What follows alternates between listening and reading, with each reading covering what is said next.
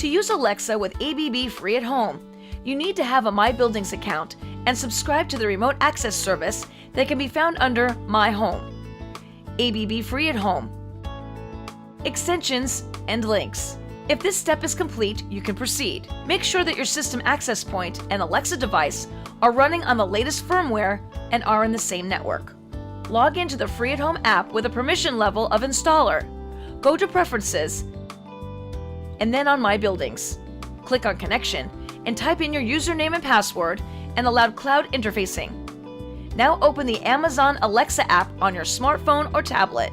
Go to the menu item Skills and search for the Smart Home skill Free at Home. Then activate it. You will be redirected to the My Buildings portal login screen. Log in again with your credentials and confirm by clicking the OK button. The successful registration is confirmed by a notification. Click Done to proceed. Now click on Find Devices. All configured Free at Home devices and scenes are now being uploaded to the Alexa app. Your Free at Home devices can now be controlled by Alexa. You can also rename or delete devices within the Alexa app.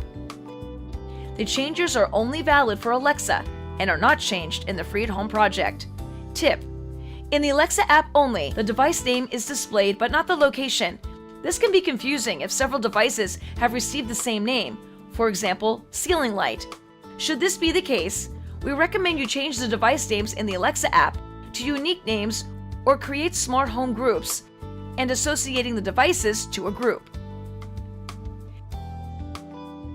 How to create smart home groups. In the Alexa app, navigate to the Smart Home menu item and select Groups. Click on Add Group and select the Smart Home group.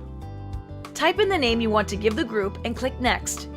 Select at least one Amazon Echo device, which is in the room that the group refers to.